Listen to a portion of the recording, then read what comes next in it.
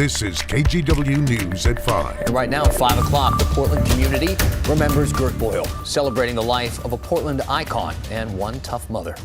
An important safety alert, especially if you're traveling. What experts say you should be bringing with you if you're renting a home through sites like Airbnb. Plus, we're going to show you 2 places in Portland that are putting local first this holiday season. The way that we handle bail in these dangerous domestic violence cases needs to change. First at 5, a Vancouver mom's murder has a prosecutor calling for change. Tiffany Hill warned the courts her estranged, abusive husband would kill her if he was allowed to bail out of jail. Days later, her terrifying prediction came true. And the prosecutor who fought to keep that suspect behind bars is talking about changes she wants to see put in place. Maggie Vespa sat down with her and joins us now. This story has a lot of people fired up, Maggie. Guys, it definitely does. Clark County Prosecutor Lauren Boyle, who you mentioned, thinks the murder of Tiffany Hill could have been prevented, and she tried to sound the alarm in front of a judge. In fact, this right here is video of that hearing in Clark County Superior Court just days before Tiffany Hill was murdered. Keeland Hill had been accused of stalking and abusing his wife, Tiffany, and the prosecutor argued that Keeland's bail should be raised from $75,000 to $2 million. The judge, John Fairgrieve, split the difference, setting it at $250,000, $250,000. Within 2 weeks after that decision, Keeland Hill was out on bail and Tiffany was dead. Authorities said Keeland Hill shot and killed Tiffany as she sat in a car with her kids last week. He also shot, or injured, I should say, her mother, who survived. Later, he killed himself. It's the exact scenario prosecutor Lauren Boyle tried to prevent by asking Keeland to be held on such high bail. Why'd you go in requesting what you did? I was trying to prevent him from bailing out of jail. His actions leading up to that hearing, specifically that he tried to purchase a firearm, that he installed a GPS tracker on her car, is terrifying. It was escalating very quickly. I think that the way that we handle bail in these dangerous domestic violence cases needs to change. I think that if somebody has a no contact order preventing them from having a firearm because of a domestic violence issue, and they try to purchase a firearm, the law should say that they aren't entitled to bail and they should just be held without bail.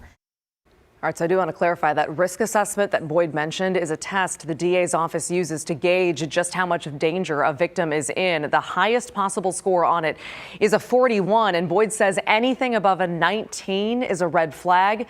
Tiffany Hill scored a 31. Judge John Fairgrieve, once again, is the one who set Keeland Hill's bail at that lower sort of attainable amount. We reached out to him yesterday and today for comment, but he declined. And we should note, legally, there is no set standard or minimum in cases like these. Guys. Thank you, Maggie. Thousands celebrated the long and impressive life of a true pioneer today. Gert Boyle, the head of Columbia Sportswear, passed away last month at the age of 95. Morgan Romero was there as she was remembered at a packed service in Memorial Coliseum. God, Gert would have loved this room. It's been said, you know how big of an impact someone had by the number of people at their memorial. Packed to the rafters, a veritable sea of Columbia Sportswear logos. TV crews hovering, domination in the news cycle, and as of 9:45 when we walked out here, Columbia's stock price up in a down market. That if anybody was invincible, it was Gert. But the world seems just a little bit duller without her. Gert Boyle's legacy lives on in many ways as devoted matriarch of Columbia Sportswear and of her family, as a philanthropist who gave away millions, namely to OHS Unite Cancer Institute. She was an American original. As a German immigrant whose family fled their war-torn home to escape persecution. All we can do is what Gert did. Make the best of the situation, keep pushing forward. That's what it meant. And that's what it means to be tough. Known as one tough mother, Boyle changed the game when she took over and transformed a struggling company into an international brand. Always pushing us to be better tomorrow because you never get yesterday back. Another one of her mottos for success. Early to bed, early to rise, work like hell and advertise. Boyle blazed the trail for generations of women. Ever since I can remember, my grandma was Superwoman personified. Family and friends shared anecdotes reflecting on her sense of humor, frankness, and kindness. Her story is really incredible. Her humanity and kindness are unmatched. It's astounding to see the outpouring of love and respect. We're going to miss you ferociously, Gert.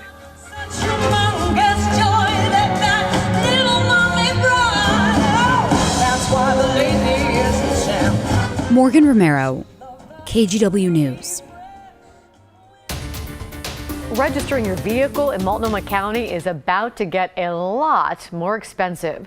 Today, county commissioners unanimously approved an increase from $19 a year to $56 a year, and that's on top of the state registration fees.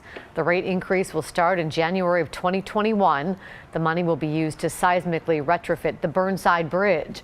It's expected to cost between $580 and $860 million. In the wake of an independent review into the 2017 Amtrak derailment in Washington, the top safety executive at Sound Transit has lost his job. Salah Al-Tamani was removed from his position, but can stay with the agency in a junior position in a different department. The report found Sound Transit failed on several levels, including not having any safety plans for the overpass where the train derailed. Sound Transit owns the railroad track that Amtrak train was running on.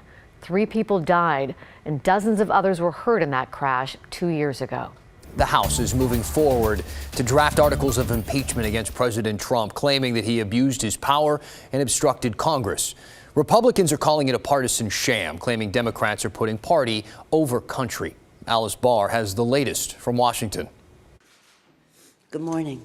In an historic announcement, Speaker Nancy Pelosi says the House will push forward with articles of impeachment against President Trump. Our democracy is what is at stake.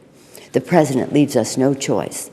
On Monday, attorneys will lay out the evidence for and against impeachment, setting up a full House vote, possibly by Christmas. Likely articles of impeachment include abuse of power and obstruction of Congress. But it's not clear yet if the case will focus solely on Ukraine or draw in obstruction of justice claims from the Mueller report. I think we have to keep it as simple as possible for the American people to understand. President Trump saying today he's not worried about his legacy. No, not at all. No, not at all. It's a hoax. It's a hoax. It's a big fat hoax.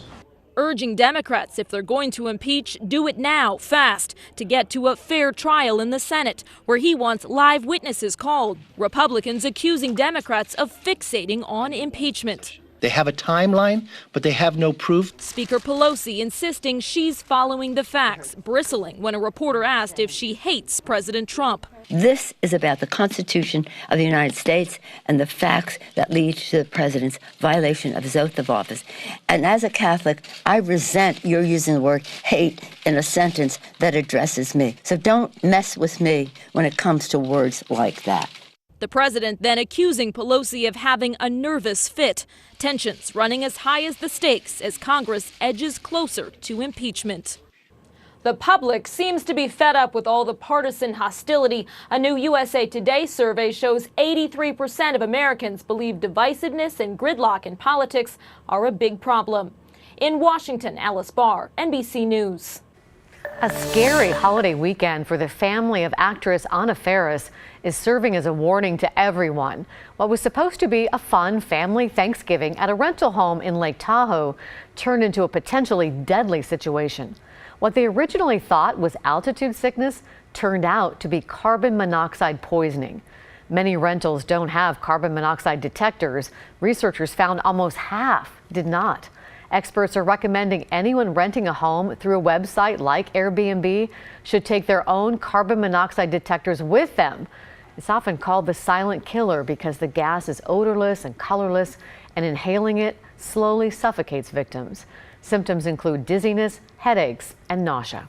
Portland police, they're cracking down on porch pirates as we go into the holiday shopping season. It's become so prevalent this time of year. Today, police and postal inspectors, they set up those bait packages loaded with GPS equipment, hoping to catch these thieves in the act. Sure enough, it didn't take them long. Early this morning around 2 o'clock, a package was stolen by this man. Officers tracked down the suspected thief, Jacob Baker, and arrested him in southeast Portland. He faces felony mail theft charges. Have you been waiting a while for your Amazon packages? Even if porch pirates aren't the problem, the company says you might not get your orders as quickly as you thought. Some customers may have noticed the Get It Tomorrow filter has disappeared, and estimated delivery times are much longer than next day. An Amazon spokesperson told NBC News during peak shopping times, customers will likely wait longer than normal to get their orders.